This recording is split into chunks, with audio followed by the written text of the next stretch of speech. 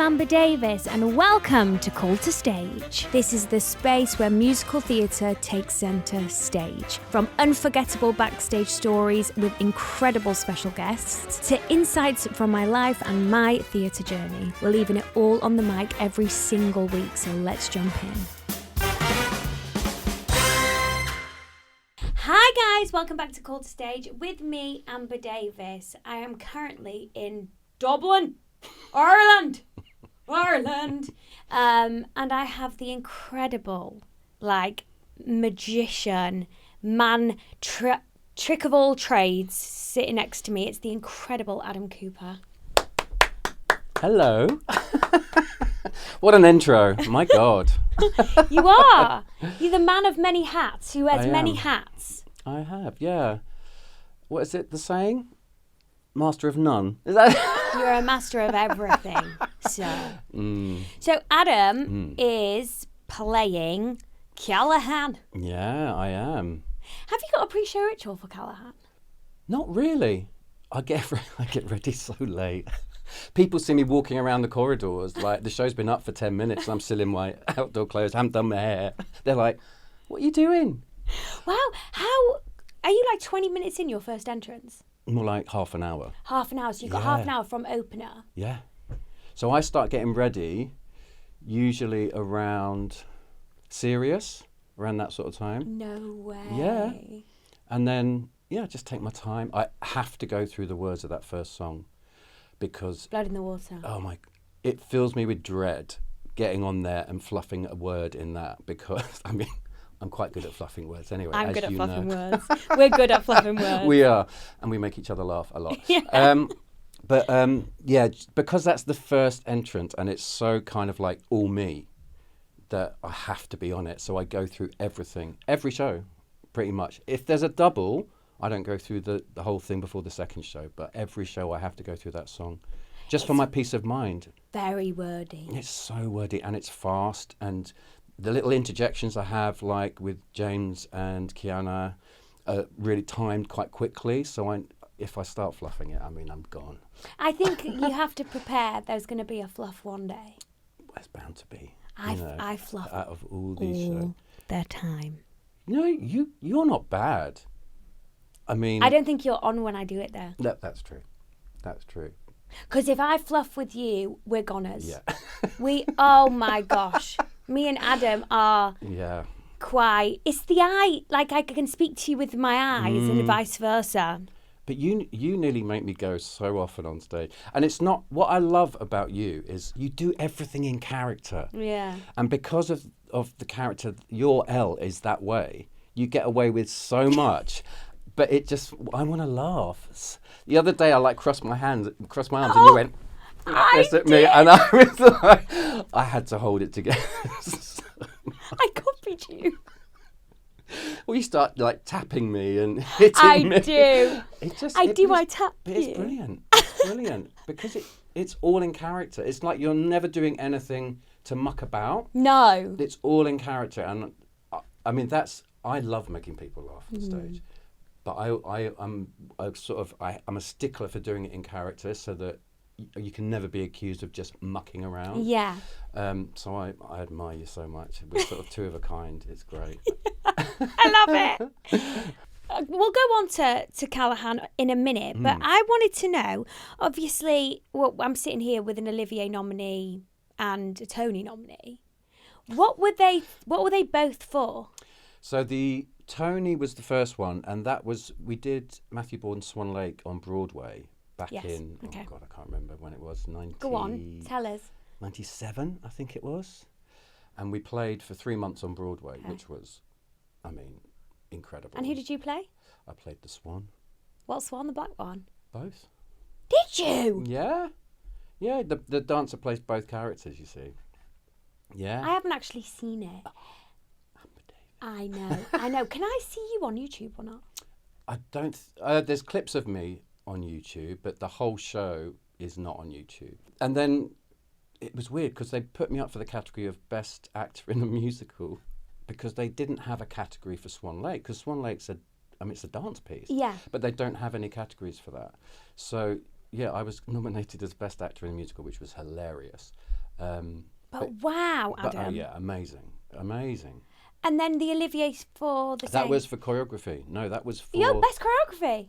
I was nominated for best choreography. Yeah, for Grand Hotel, which I did at the Donmar Warehouse. Michael Grandish was the director, and it was an amazing production. And yeah, I got nominated for that. So. Wow. Was that a nerve-wracking night? I wasn't there. Of course you weren't. I was in Moscow watching it on my phone because what was I doing? I'd gone out to do some press for Singing in the Rain because they were launching it in Russia. And a few of us went out to do a few numbers, and that was on the Olivier night, so I missed it. I'm obsessed. This is the thing. If I say, oh, what are you doing this weekend, Adam? He's like, oh, I'm just off to Germany. I'm just off to Paris. I'm like, what? This is what I mean. This is what I love so much about you. I love your drive, and you're just like, you're everywhere. Yeah. The thing is, I think having been a freelancer for so long, I'm really wary of turning anything down. So things come up all the time. Like Germany, for example, I've been working there a lot for the last sort of 12 years as a choreographer and as a director. Yeah.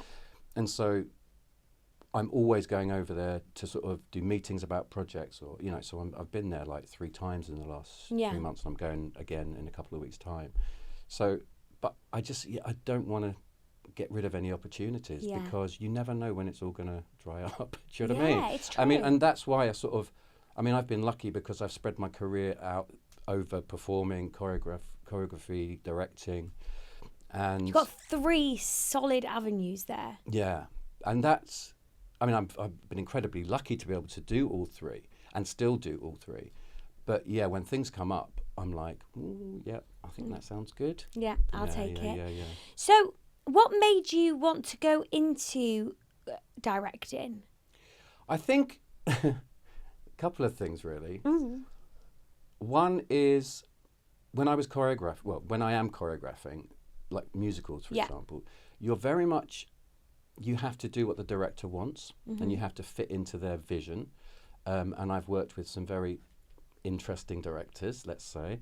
And I always, not always, but I can get very frustrated because I'm like, well, I think it should be like this. I can see this vision in my head. So when I was offered my first directing job, which was actually at Curve. How incredible. I did the opening production at Curve back in whatever year it was, 2008, I think, called Simply Cinderella. It was a new musical, and I directed and choreographed it. And yeah, just to be able to put my vision on something, get the designers that I want. And I love the collaboration of sitting down with people and working out what it's going to be, how it's going to be. Yeah. Very Nikolai-esque. Yeah.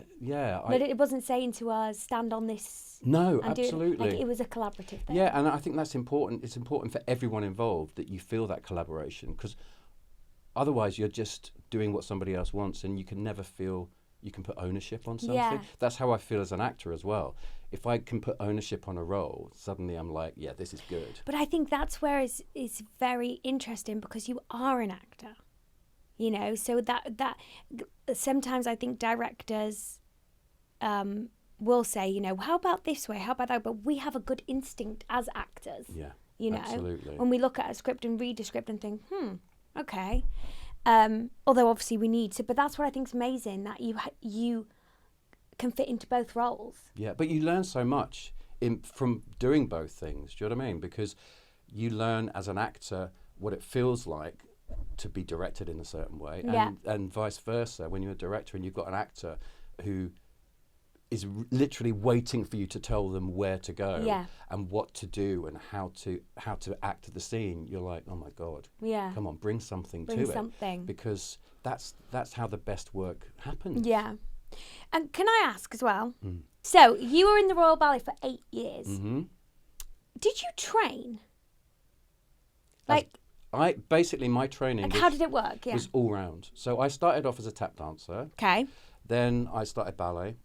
And then I went to Arts Educational School at 11, which was like a full-time vocational training. And then at 16, I had to decide what sort of avenue to go down, and I couldn't really decide because some teachers were saying to me, you should go into musical theatre, some saying you should go into contemporary dance. But my brother, who's a year older than me, had gone to the Royal Ballet School at 16. And I thought, well, if it's good enough for him, then it's good enough for me. And also I thought if I have that training at, that ballet training, that's the best training you can get. And then I can always diversify after that, after having done those 2 or 3 years. But then I got a job in the company, which was totally unexpected for me. So I ballet was a big part of my upbringing, but it wasn't the only thing I could do. So when I was in the ballet company, I was always thinking, how am I going to get out and do the other things that I've always trained to do? And so, slowly I kind of found my way out, first by doing Swan Lake, and then I got an agent, and then I got my agent to get me, into the musicals and choreography, and Well, we have to talk about one thing. Billy Elliot, the movie. Mm-hmm. Guys, you know that bit in Billy Elliot where it's older Billy and his dad and brother are coming to watch him in his show as an adult? It's Adam. Adam is older Billy. Like, me and Ben were watching the clip on YouTube, like, literally 2 days ago. Really? Yeah, and it's just like, how? Like, what was it like? What was that era like? It was incredible because, obviously Swan Lake was a big hit. Yeah. And that's why they wanted me as the Swan for that scene. So Swan Lake was on tour at the time, but I wasn't with it. I was doing other things, but they sort of got me in, and we actually filmed it twice. We did all the backstage stuff in Nottingham. Okay. So when we were there recently, I was like, oh my God, I remember this, and and I was gonna get because my son came up to Nottingham, and I was gonna get him to film me doing the same thing, but like as now. That would have been incredible. I know, but he didn't want to do it. So. He's too cool. Yeah, it's like, no, it's embarrassing, Dad. So I was going to do that, but we filmed the backstage stuff, and that was amazing because I got to meet Jamie Bell, who was playing Billy, and the dad, who was such an amazing actor. Yeah. And Stephen Daldry, the director, was lovely, and we did all the stuff, and then we did the leap a couple of times, and then they called me up about 2-3 months later and said, can we do the leap again? Now, by this time, I was back doing Swan Lake. We were doing a London season at the Dominion Theatre, which was sort of meant to be the last time it was ever going to be done. Still going 30 years now. And we spent an afternoon basically jumping. Really? Yeah, I did it like 200 times. Where? On the stage of the Dominion. So that's filmed at the Dominion? Yeah. Wow. And it was...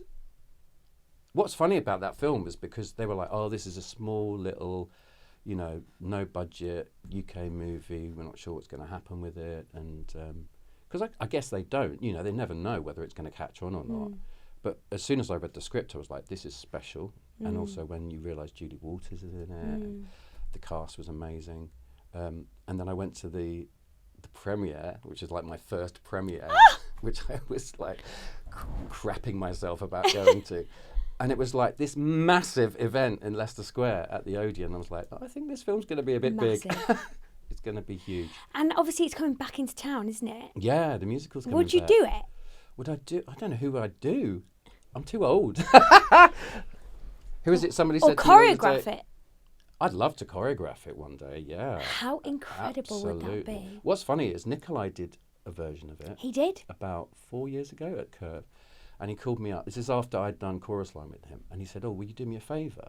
I was like, yeah, anything for you. What would you want? He said, when Billy goes to do his audition in the musical, instead of having the panel on stage, they wanted voices coming. So I played one of the voices. Oh. So it was like I was in the production in a sort of small way, which was lovely. Oh. And that was really nice of I Nikolai. love that. Yeah. I love that so much. Oh, God, I'm literally just like so... Your life is mental. It is. It is mental. Yeah. Also, can I just ask, so 8 years of pure, ballet. How was it tough? Yeah, really tough. It's tough physically because you're just working all day, every day. apart from your 6 weeks off in the summer. But then we used to do like little other jobs in the summer as well, so it was never like we had that much time off. But mentally, it's really tough because the competition for roles, you have no say over your career. That's the one thing about ballet which I don't like, is that now I can say yes to a role, I can say or decide to go for an audition. In the ballet company, you're told what you're doing all the time. So you're constantly looking up at a cast list saying, oh, which part am I doing this time? Okay. You're waiting for the performance schedule to come out so you can see how many performances of something you're doing. And that kind of lack of any kind of control is really frustrating. And it breeds a lot of competition within the dancers. I mean, and I always felt a bit like I didn't belong in the ballet company because I was always told, when I was at the Royal Ballet School, I was told by my teacher that I would never be a dancer. Yeah, seriously. I had this Russian teacher and he said to me, you know, you've got a very good brain. I can see you being a director or a choreographer, but you'll never be a dancer. Yeah, and so when I got into the company and started doing like principal roles, I used to go up to him and say, oh, hi, I'm doing Romeo tonight. Did you? Yeah. Wow. Yeah. So yeah, it breeds a lot of competition, which plays into your insecurities. Yeah. So it's mentally, it's a really tough gig. Yeah. Yeah. What was like the worst injury you ever had? The worst injury, well, other than my knees now. Right, they're gone. Yeah, they're gone. Other than that, I broke my foot in 5 places. On stage? No, in rehearsal. So when Swan Lake became huge, Yeah. I was still at the Royal Ballet because they'd only let me sort of like a leave of absence for a few weeks. And then it went into the West End. It was the first ballet to play the West End since Diaghilev in the early 1900s. So it was a massive deal, and I asked if I could do it, and they said, well, yeah, you can, but you still have to work for us. So I would be doing 4 shows a week of Swan Lake, but rehearsing every single day for the Royal Ballet and doing performances for the Royal Ballet at the same time. I mean, I was absolutely shattered. And I was rehearsing this ballet called Winter Dreams, the sort of lead role of it, and was doing like just these small jumps around the room, and suddenly my foot just went. From exhaustion, do you think? And I just sat down and I just knew something bad had happened, and I was off for 3 months. Yeah, in a cast and everything. That was tough. That was really tough. And also because Swan Lake was so huge and it was in the West End and I couldn't do it. It was so frustrating. But then I got to do it on Broadway, so it was all right. It worked out in the end. Then I got to do it on Broadway. Yeah. What was it like, American audiences? They're very loud, I mean, in every way. So they show you how they're feeling about something. I mean, a bit like audiences are now here, but it was for, you know, because Swan Lake essentially is a ballet. Yeah. And they were very loud and very brash, and they would scream and they would wolf whistle and all that kind of thing. So it was a kind of great experience to get that feedback. And of course, because we were on Broadway, and also we did it in LA as well, we had like every A-list actor coming into. Yeah, I had beer with Jack Nicholson in my dressing room. Uma Thurman came into my dressing room, and I used to have such a crush on her I couldn't look at her. Yeah, it was mad. I got to meet Robert De Niro and loads of stuff. I mean, just, so many amazing things. Wow. Yeah. That's epic. Hell yeah. It is. And I never take it for granted because, I mean, it feels like a lifetime ago because it was, over 25 years ago. But I never take anything for granted because you've got to enjoy those things when they happen because, they never happen twice. No. You know what I mean? Also, I don't think you've ever, I've obviously only known you for 6 months, but I feel like you're so humble. Like, you're one of the most humblest people. You've got the most incredible life story. And you're so feet on the ground. Yeah, I just feel lucky to be doing what I love to do for this amount of time. I mean, I'm going to be 55 next week. And when? What day? On Wednesday. Ooh. So, I'm just going to write that down. And the fact that I can still perform. I can still choreograph. I can still direct. I've started a talent agency as well. Wow. For the last 2 years. I'm doing that on the side. So, and I just feel lucky that I've still got all these kind of opportunities still happening for me. Do you want to continue being on stage? If the right thing comes along, yeah. I mean, for me now, it's about the right job. Yeah. So it's got to be something that I'm passionate about and really want to do. I mean, legally, I remember seeing the original production and just loving it. And I've always loved the film. And so when that came up, that was a no-brainer for me. Because, Really? yeah, because the role is fantastic.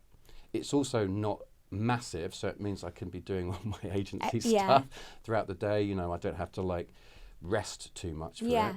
And also working with Nikolai, because, you know, I'd worked with him on Chorus Line, which we've done 3 times now. We did it in Leicester for the first time, then we did it UK tour in London, and then we did it in Japan as well. So, and I love working with that man. Yeah. He's just great. So, yeah, it was a no-brainer for me. What was your Callahan audition process like?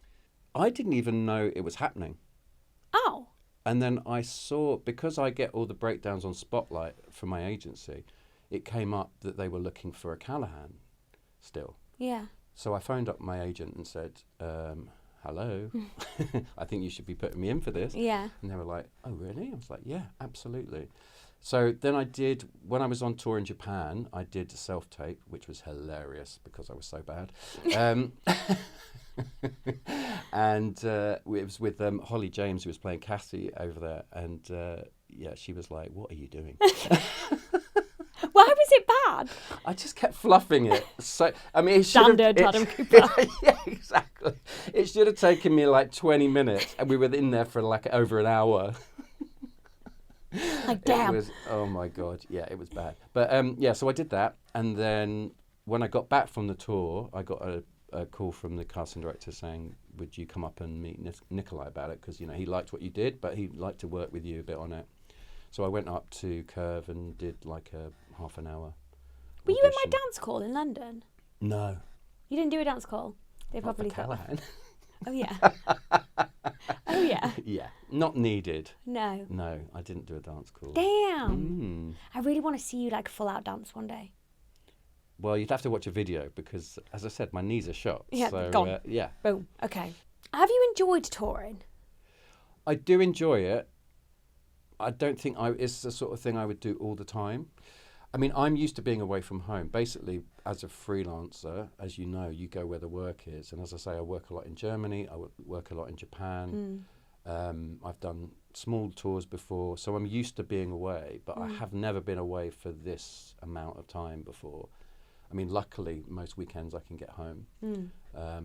It's just tough. And when you've got a family and, you know, things happen, you just want to be there. I know. Do you know what I mean? When life happens. Yeah, so it is tough, and I sort of keep myself going with work because, you know, so I'm literally on the computer all day. You know, I'll treat myself to the occasional thing now and again. Like coming on this pod. Yeah, or watching the football, or, you know, doing stuff. But yeah, it's a tough thing. Yeah, it is tough. It is tough. But I mean, luckily, the show and the company are fantastic, so Yeah. that makes it. We do have fun, don't we? Yeah, oh, definitely. Like, no one really takes themselves too seriously. No, it's a really good group of people for that. Yeah. Everybody's everybody's humble. Everybody just gets on with it, but we have a lot of fun. We do. Yeah. So you know Chorus Line Yeah. that you did? Was that recently? Yeah, we first did it just after COVID in Leicester. Was that one up with Brad? Yeah. What? Yeah. Hang on. So you, Brad, Jocasta, Louis, Remy, and Louis. Remy. Yeah, we all did Chorus Line last year together in Japan. I knew they did it, but I didn't know you were with them. Yeah. Oh.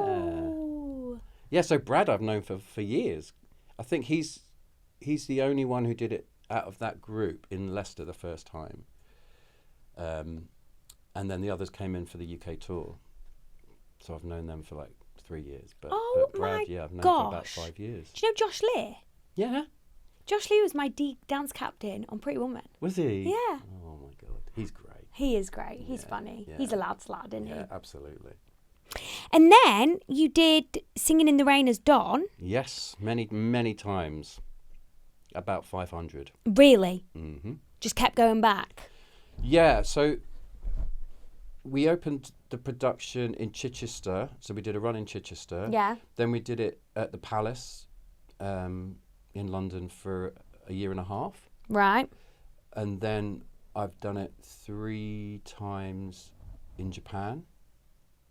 And then we also did it another London and small tour of it.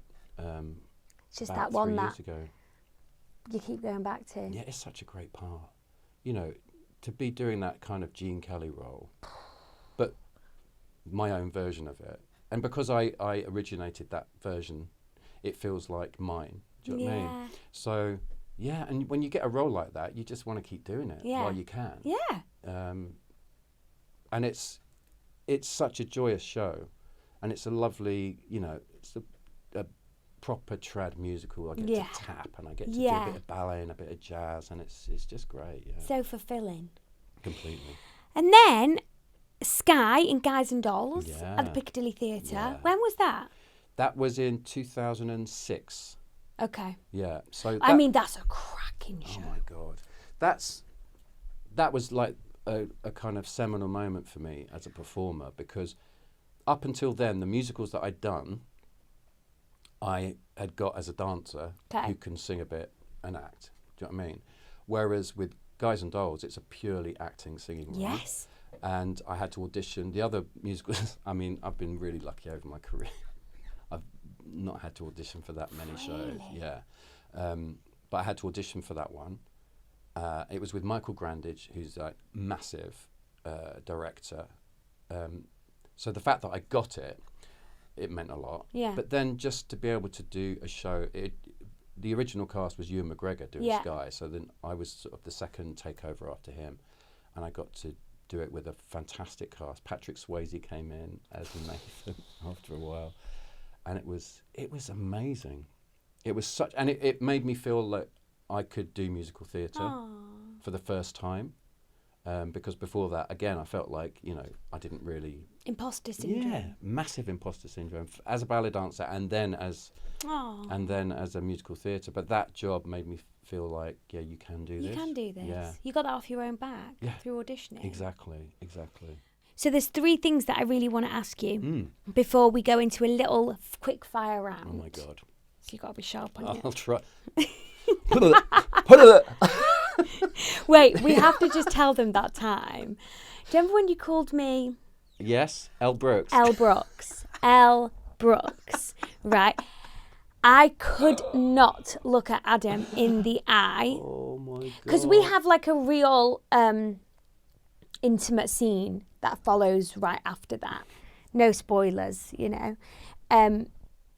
I could not look at you in your eye. But I only found out afterwards who she was. I had no idea. I didn't know who she was. Apparently she's like... Is she like a porn actress or something? Just porn star. Oh my God. We were actually hysterical. I don't even know where that came. I mean, obviously because of Brooke. Do you know what I mean? Yeah. And I was tired and Ellen Brooke. No, oh my God. L. Brooks. That's just... Oh, and who? Are you talking to me? About me? What has been your favourite job in your career? Oh my God. That's such a hard question. I know. There's so many... For different reasons, there's so many.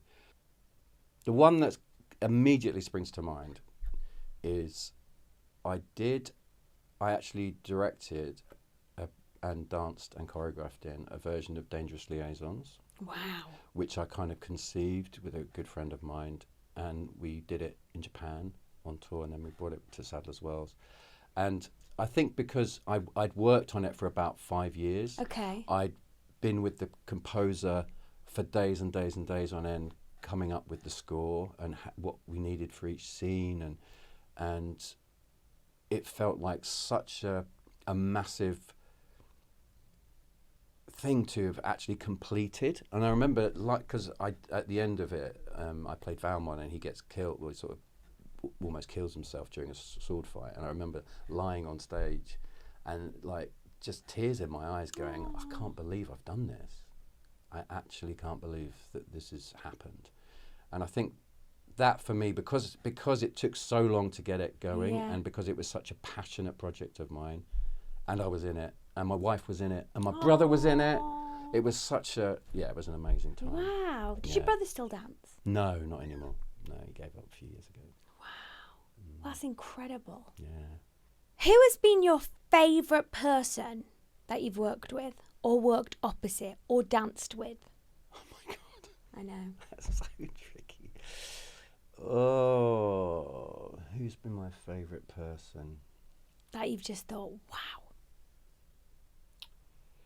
Well, the one that, I mean, I always loved working with my wife because we had a kind of connection on stage like you just don't get. I think some people do work well together and some people don't, and we always did. So I always loved working with her. But I think the other person who springs to mind was a ballet dancer called Sylvie Guillaume. And I got to work with her when I was really young. I was about 20 or 21, and I was sort of partnered with her doing these like amazing pas de deux.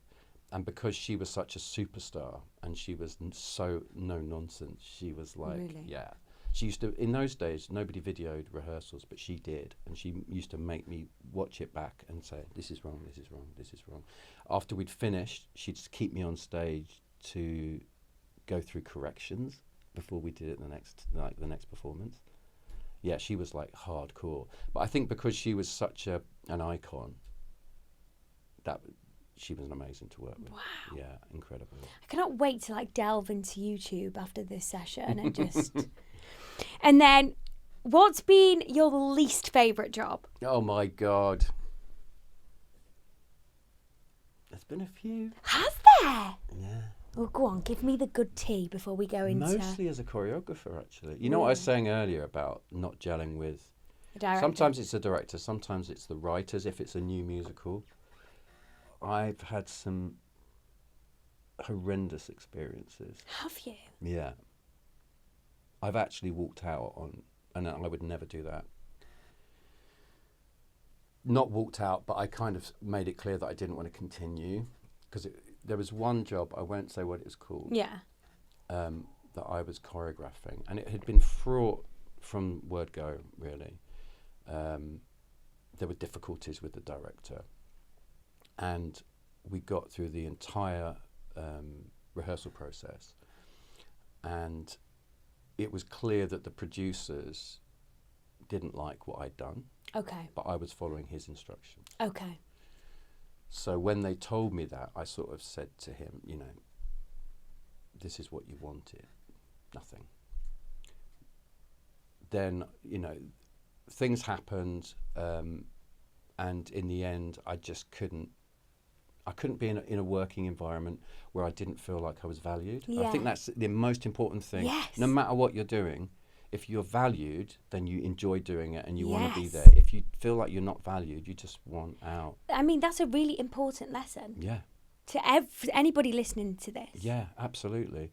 And especially if you're trying to create something and put your heart and your soul and then try and get a company of actors to envision that for you, if you're not getting the support, then it's horrendous. Yeah. It's horrendous. Aww. Yeah. I've had a couple of occasions where, I haven't felt valued, and I think those are the ones that that stick in my mind. Yeah. And that's why it's so important when I choreograph now that I make sure it's with a director who values me and my opinion, because I don't just want to I want to bring my whole creative toolbox to a job, rather than just be told what to do and then do it. I value you, we value you, and all the industry value you. Thank you very The much. Oliviers value you and the Tonys value you. Can I ask, before we move on to the quick fire round question, Yes. is there anything on your bucket list for your career? If you're like, I have to choreograph this, or I have to play this, or I have to tour here or?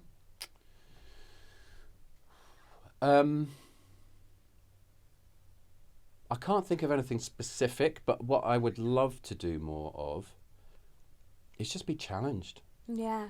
I think, particularly as an actor, Okay. I'd love to do more film stuff. I'd love to, or a meaty role on TV or something like that. It feels like the area of my career that I haven't really gone as far as I feel that I could. And part of that is down to the fact that it's very easy to be pigeonholed, isn't it? Yes. So when people look at your CV or your spotlight page, they see dancer or musical theatre, and then it's difficult to kind of be taken seriously. But I'd like to probably explore that a bit more, I think. Wow. If anything. Yeah. I can see that for you. Can you? Yeah. On telly? I'd love to do Like a something. drama? Yeah, I'd love to. Yeah, drama would be fantastic. Yeah. I'll watch this space. Well, Adam, thank you so much. I am going to be asking Adam some of your questions, so stick around for the quickfire round questions. Bye, guys.